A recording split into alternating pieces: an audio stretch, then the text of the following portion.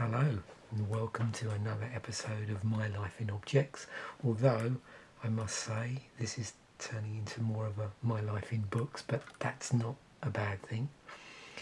So what I thought I'd do for a number of episodes that I'm going to do, I'd keep with the Tolkien theme, and in particular this revolves around a comment made by a friend of the channel about following through on maps in the Tolkien books as they're reading.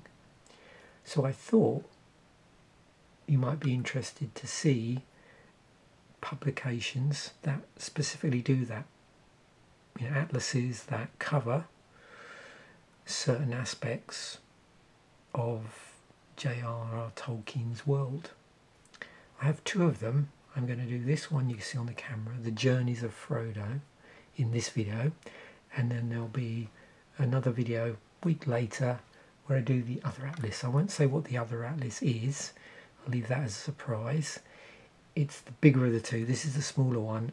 Interestingly enough, both this and the other one I'm going to look at next week, both of them were actually originally published in 1981. I didn't pick them up till a lot later. This edition, originally published in 1981, this edition is the 1998 edition. And then, like I said, next week we'll have a look at the other one. And I'll leave it at that for the moment. I won't spoil the surprise. So let's flick through this and see if you were curious as to what was in here and you didn't get to, haven't got around to seeing it in a bookshop, exactly what's here.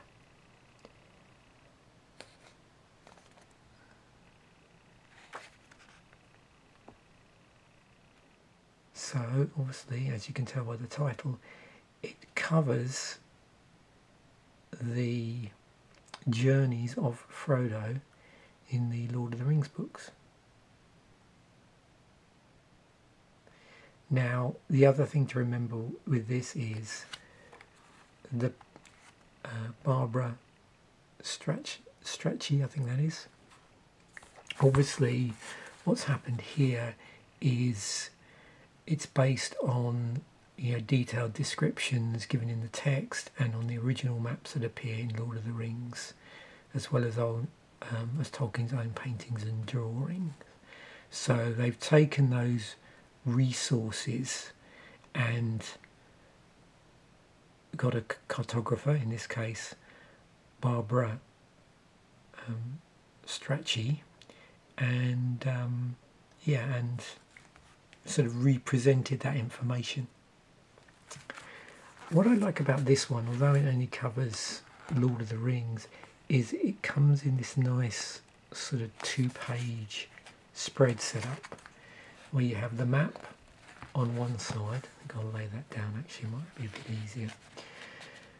The map on one side and then a description on the other. And you can see it's got dates here. And this is quite a different format to the book I'm going to cover next week, although that also contains maps of the journeys with the dates as well, amongst a whole load of other things.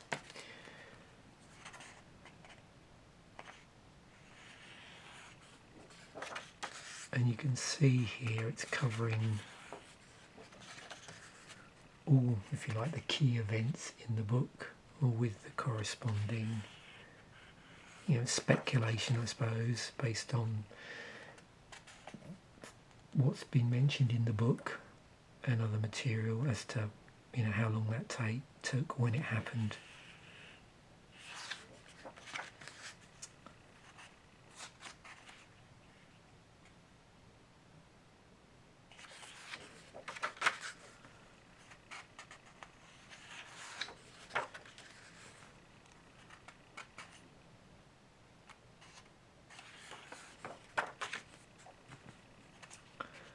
It certainly is a lovely book, and I like the consistency of the cartography here.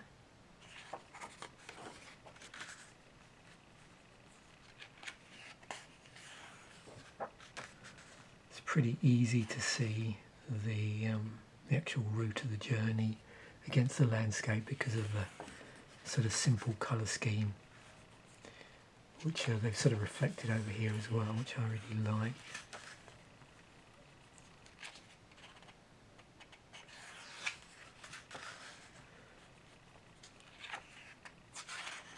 And it's going to be nice next week when I do the other one, because you'll be able to compare and contrast the different styles that are used in the two different atlases.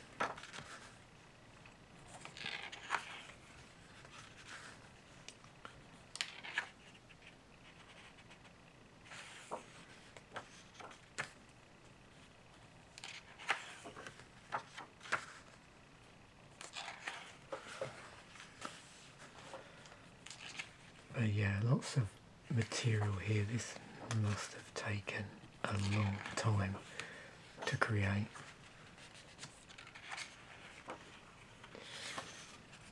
I'd be interested in anybody watching this, if anybody happens to have the original, like 1981 version perhaps. I don't know how likely that is, because I would be curious as to how different it is, if at all.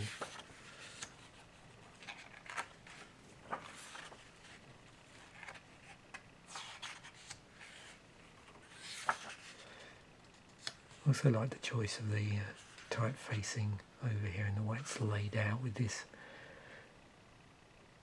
that long underlining bit.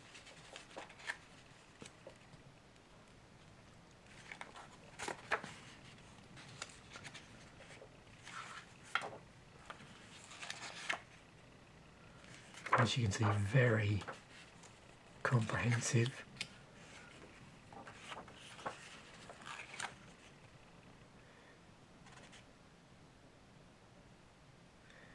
And of course it greatly benefits from this because, you know, as you get further into the Lord of the Rings book, the the original fellowship splits up quite a bit, and you've got multiple journeys, if you like, going on in the book. So having some sort of blurb here really helps, I think, if you're reading this through outside of the book rather than alongside it. I think that really helps.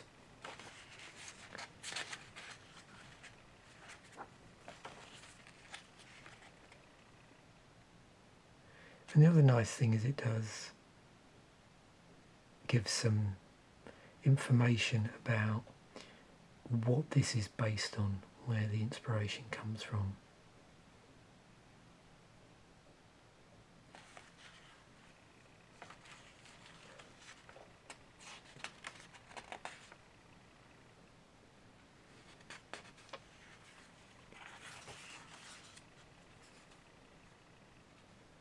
And that's one thing in the book I noticed. I'm bringing it up now, we get to this bit.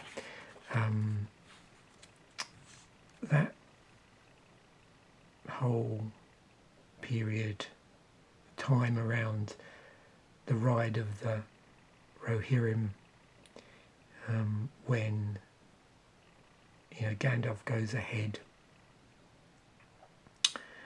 and with Pippin, and then also you've got Aragorn with Gimli and let me try and find it here. As you know, sometimes I just forget names that I've known for a long time.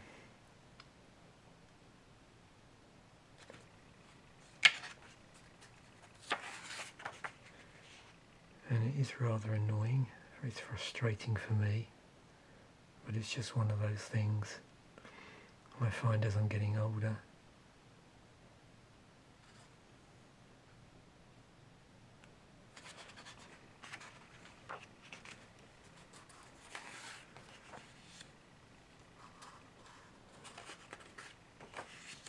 But I suppose my point is that at that part in the book where you've got, I suppose effectively 4 divisions in the party. So you've got Sam and Frodo, along with Gollum, going out to their journey to Mount Doom, and then you have at this point Gandalf with Pippin, and then Peregrine with the Rohirrim, also separately, and then Aragorn with Gimli and Legolas. I knew it would come to me, Gimli and Legolas. And I was found in the book that it was, when you're reading along, I like to visualise in my head these areas, and I did find that a little bit tricky. And I think had I had this at the time, because I bought this way after I bought read the original books, it would have been really helpful.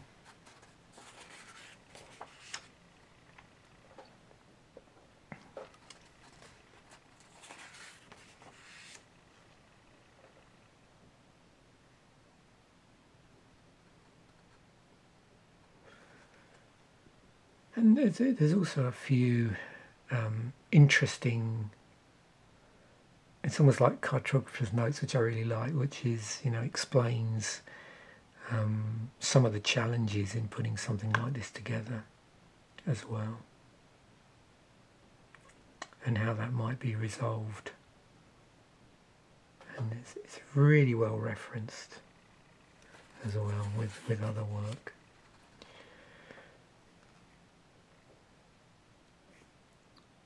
So I would definitely say, if you're a big fan of Lord of the Rings, this is really useful. So there we have it. A very nice book.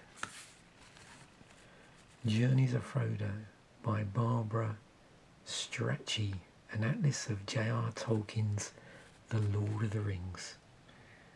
Does exactly what it says on the cover, and yeah, you could spend hours actually just looking at this cover.